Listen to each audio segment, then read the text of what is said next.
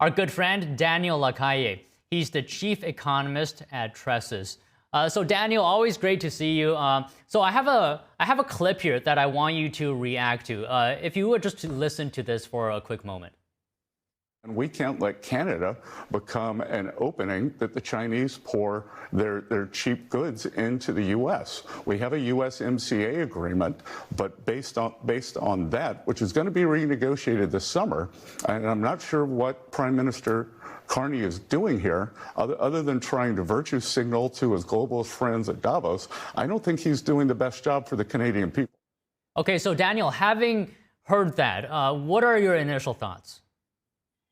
Well, I find it very surprising that Prime Minister Carney went and made such a huge fuss about a trip to China that afterward, he says that it was only to basically correct a few small things and then actually go back to where things were before. That is not what he was selling, or certainly what he was saying to the press. He was basically trying to show to the world that Canada was going to almost choose China as a preferred trading partner relative to the United States. He may have corrected the message afterward, but it was very, very clear that he made an incredible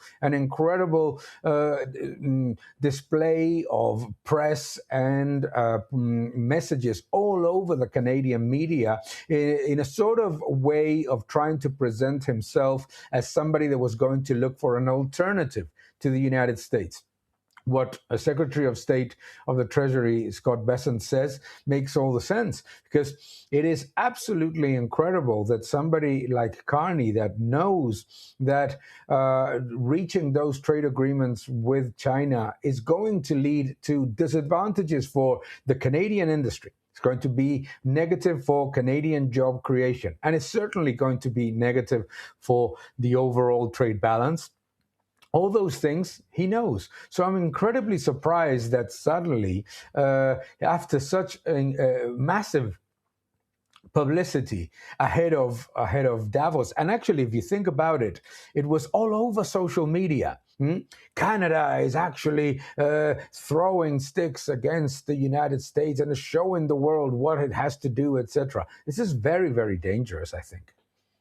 Okay, on that point, Carney said, quote, "The effectiveness of our multilateral institutions on which trading powers like Canada and China have greatly relied has been diminished." Can you just give us your interpretation of this statement? I mean, could he be talking about the U.S. reshaping trade as we know it worldwide? Where do you stand in regards to that statement? This is the problem I have with Mr. Carney's messages, the same as with his speech at Davos, is that you don't know if what he is doing is throwing stones against his trading partners or against China. You don't know what he's actually saying, because he just sends these vague messages that can be interpreted one way or the opposite at the same time. You see what I mean? What does that mean? It means absolutely nothing. What we know is that the World Trade Organization for years has been following procedures and policies that have consistently supported and helped China strengthen its exporting and trading position against the rest of the developed nations. Furthermore, it has always sided with China, despite the fact that Chinese exporters, that the Chinese government and the Chinese system don't follow the same principles and the same rules that the developed economies. So I think that the message is very vague. Is he saying that the World Trade Organization is not working and is therefore something that needs to be refurbished and reorganized? I don't know what he is saying. But again, like his speech in Davos, I just don't get what he wants to convey.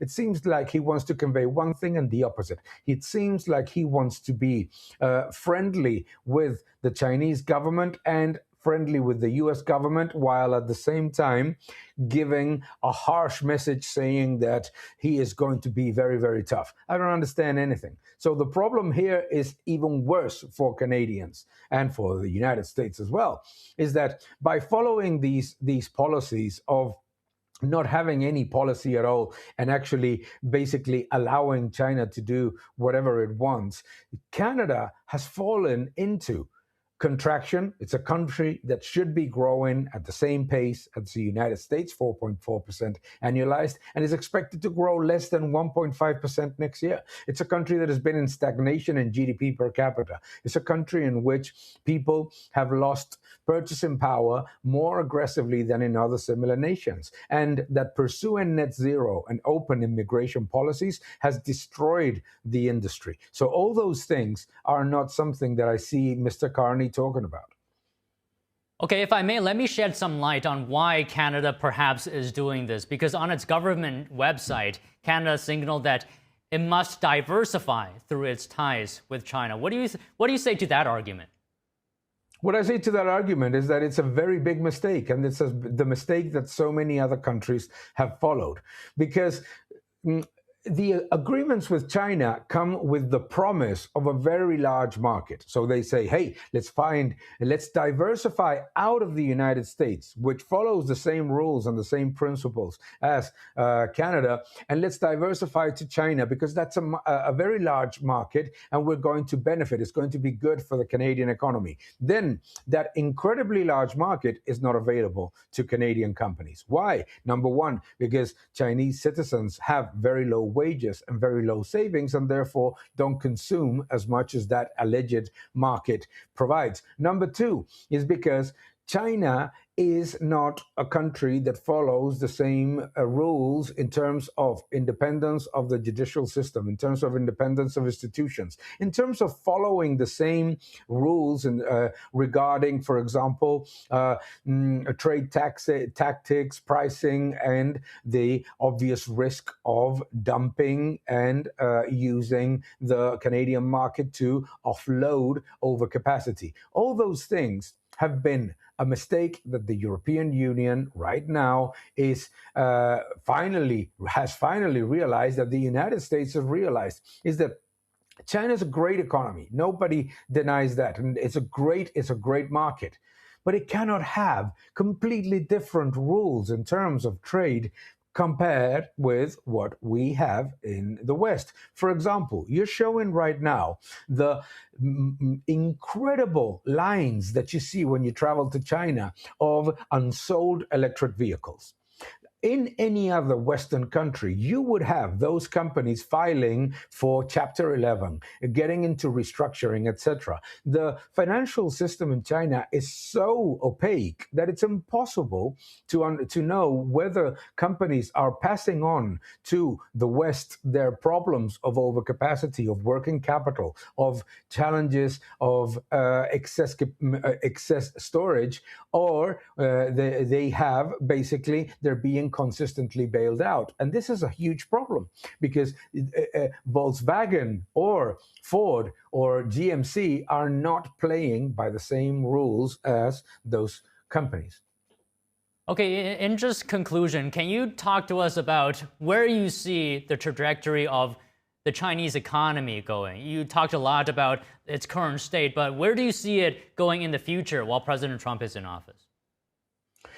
I don't think that the problem is while Trump is in office. I think that the problem of the Chinese economy is a build of a massive real estate bubble that is bursting in front of our eyes, but is being contained by the government and therefore making it even worse, combined with very large levels of export capacity that are not matched by demand, therefore huge overcapacity and working capital build. All those things lead to an environment in which you have soaring youth unemployment. You have very low wages to contain the loss of competitiveness of many of the exporters. All those things now added to a demographic challenge, which which you have reported numerous times in the channel, is all of those things together are very dangerous because it's a great economy and it's got tremendous potential. But the problem is that since 2012, 2014, the government, instead of opening the economy, has been closing the economy. It's implementing more and more interventionist measures, is disguising the real estate bubble, is disguising the working capital and overcapacity problems of exporters, is disguising the problems of the financial sector with the disastrous Belt and Road Initiative. And doing that is not a good thing for the economy. It's a bad thing. It shows a 5%, 4% GDP growth. Nobody cares about that. While all the other figures show that the economy is in very severe stagnation process that, with demographics, is not going to be getting better unless the government starts immediately opening the economy and reducing all of those non-tariff barriers, all of those regulatory burdens, and the problems of legal and investor security. Yes, I agree with that point, that the Chinese economy has great potential, but really the bottleneck is the Chinese Communist Party. Well, always in great... Yeah, Daniel, always enjoy hearing your insight. Thank you so much for your time. Thank you very much, Don. Always a pleasure.